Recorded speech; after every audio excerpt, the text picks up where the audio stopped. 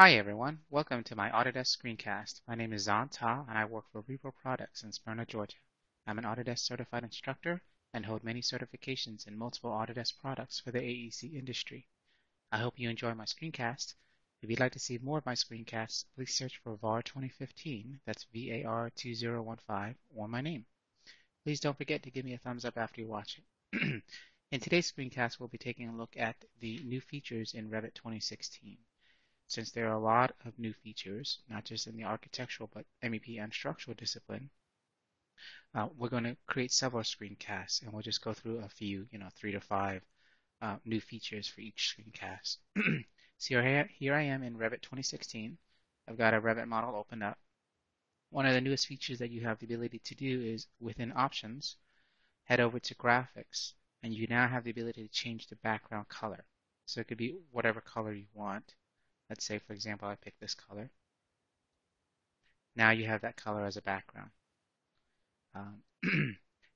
The only thing that I've noticed also when you're working with the background color, be cautious of the color that you pick because it may be a little bit too much contrast, or it'll conflict with the colors that pop up when you have alerts, for example here, or your selection or pre-selection colors. They may conflict.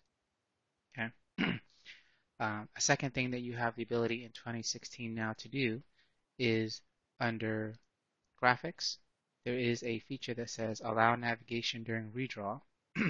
It is checked by default, and all that basically does is it enhances your panning, zooming, and 3D orbiting so that it's much faster and easier for regeneration purposes.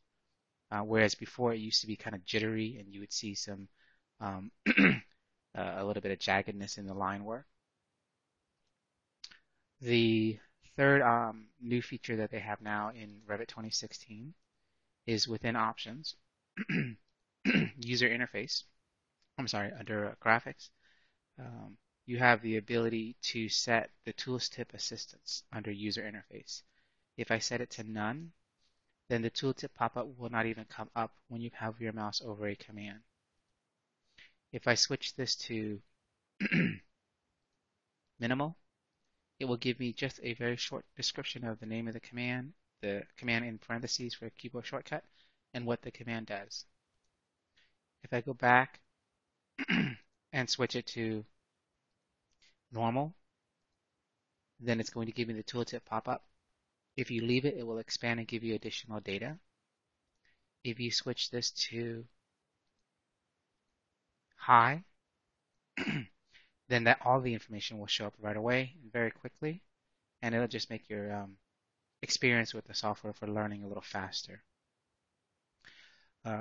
Another feature new in 2016 is that it now remembers where you were last panned and zoomed. So for example, if I'm here and I save my work, when I get out of it and come back in, it'll be the same location, it'll be the same display, and also even thin lines will also hold. So right now thin lines are turned on.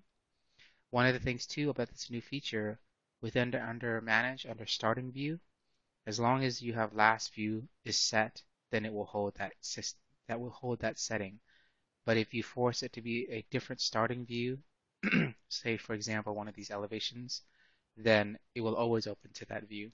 So if we leave it at Last Viewed and we save this file, close it, we get back into it,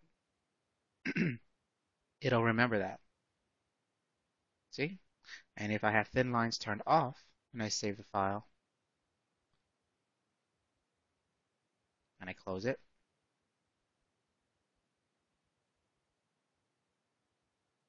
and get back in, then it now also remembers the thin line setting command as well. Okay. Another feature that is available within the software now is when you're working with building things like, say, for example, a wall. In the type selector, you have search capability, so you can type whatever you want, say JIP, and it will automatically start to filter and look for things that you're working with, and you can, get your faster results this way by using the search. Let's see what else. There is a button now for reveal constraints in the lower corner of your view display. This is the view control toolbar. And one of them says reveal constraints. And if you click that, it will automatically display any and all constraints that are set up in the Revit model. This is good because sometimes when you're working in a Revit project and you're not sure of who started it or the intimacy of the project, you're not aware of things like what kind of constraints have been set up. So you can very easily just click it and start to see those constraints.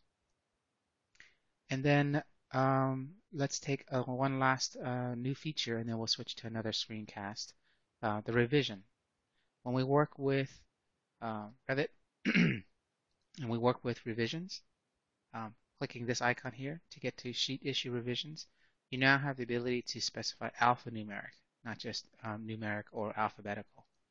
And the reason they do this is so that when we switch to numeric or alphanumeric numbering options, we can actually put in a series of information. We can put anything we want, say B1, A1, B2, C3. We can do whatever kind of sequencing that we want. We can also have a prefix if we want to.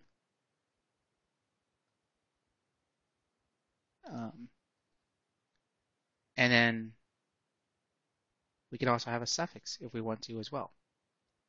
So as we're doing this and putting in our revisions, if we head over to, let's see, the dimension plan.